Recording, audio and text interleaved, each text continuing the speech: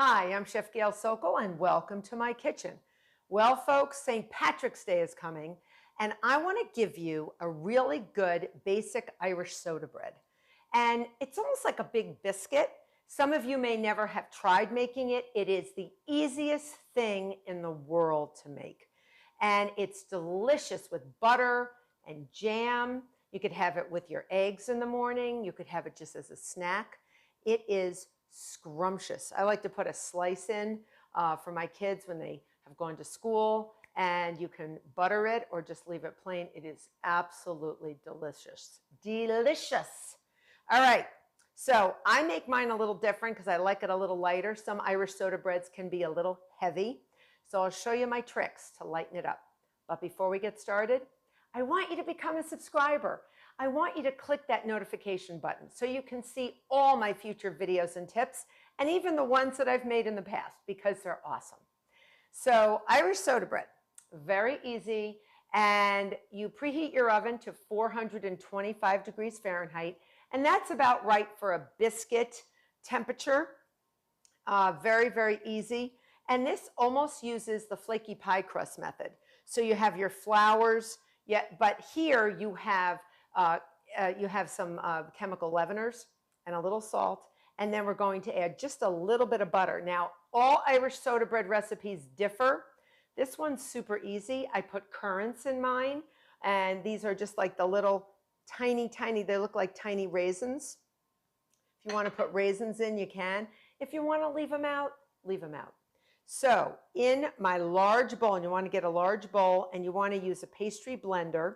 If you don't have a pastry blender, you can use a fork and a knife, because we're going to cut in our cold butter.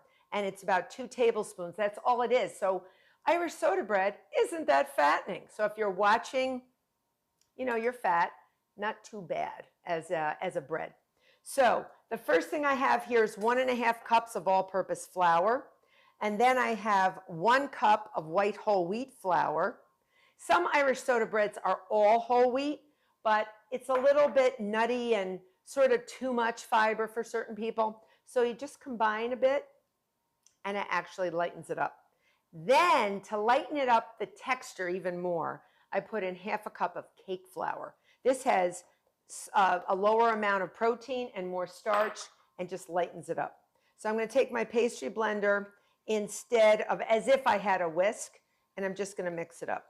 And you'll see white whole wheat flour, you can actually use regular whole wheat flour, but white whole wheat, if you're not familiar, is very light, has a less of a whole wheaty flavor, and a lot of people don't like the whole wheat flavor. So this is something you can sort of slip into your breads that actually doesn't taste like, oh, this is whole wheat.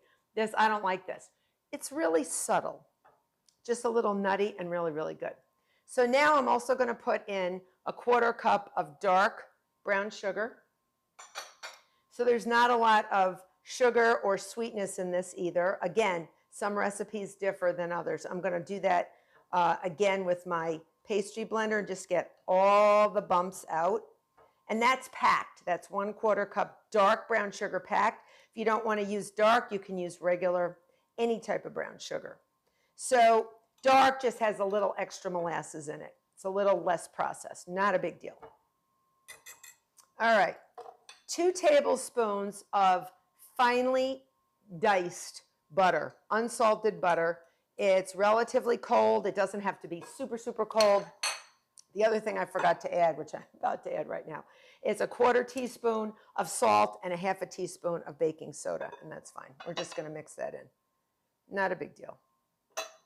As long as we add it now, we don't want to add it later. So before I cut in my butter, I'm just going to do that so I get my chemical leavener, my baking soda. My baking soda is going to react with buttermilk. And now I'm cutting my butter. The butter's already teeny little pieces. You want it fine, like quarter inch cubes. But I'm just going to make it so it almost looks like meal, almost looks like oatmeal. So you're going to just cut it in. And it's going to create like a biscuit-like texture. All right. It's not really flaky, but biscuit-like texture if you picture a biscuit. It's not like a cake or a muffin where the butter's completely incorporated in.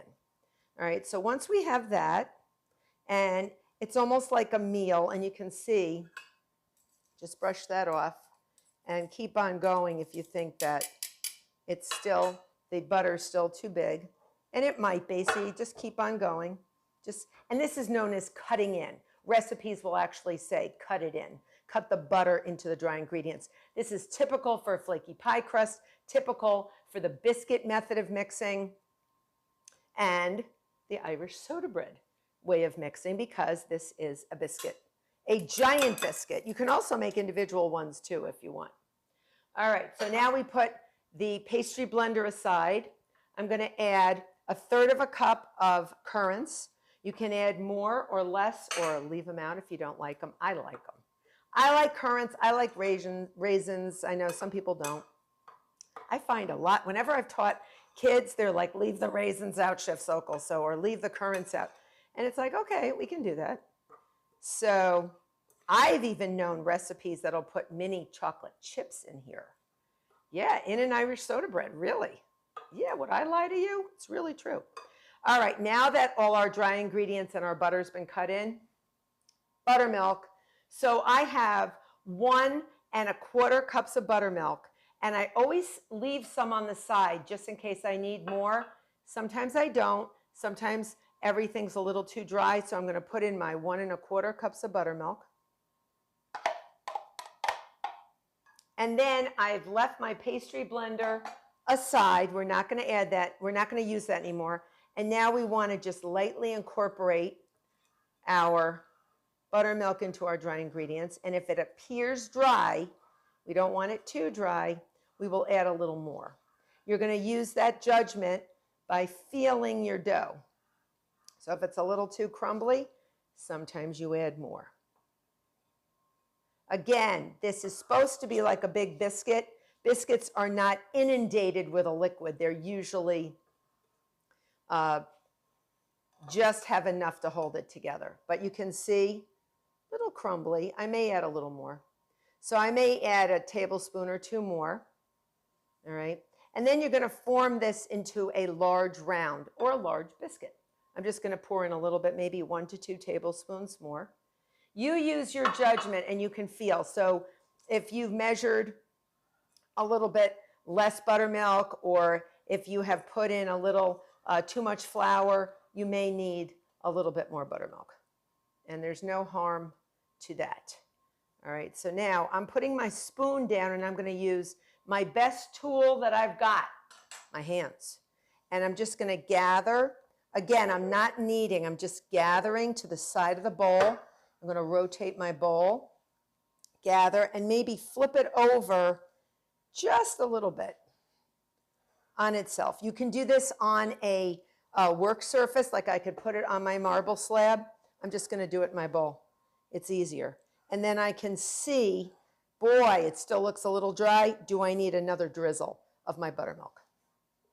And I may need a little bit more. I think I'm going to use a little bit more. So another 1 to 2 tablespoons. Sometimes you need it, sometimes you don't. It just really depends. And even on a humid day, your flour absorbs water, ambient air, air in the room, in your kitchen, or wherever you store your flour in your pantry. And sometimes you will need a little bit less moisture or more moisture, depending on how dry your flour is. So you can see this is actually coming together in more of a dough-like situation, but it did need that nice buttermilk. Okay, so I am just going to gently put it down here, and all the beautiful little pieces. And try not to use any flour. I do have a little all-purpose flour on the side if I need it, but I don't want to use it if I don't have to.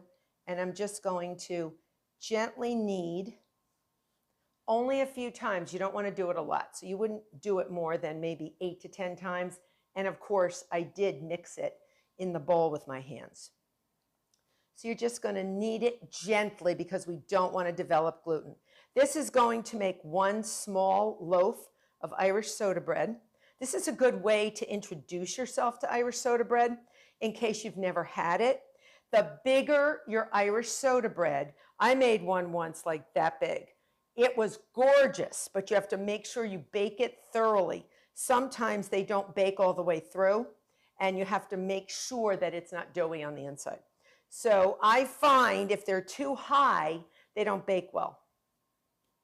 All right, and it's supposed to look a little craggly, you know, a little scraggly, craggy.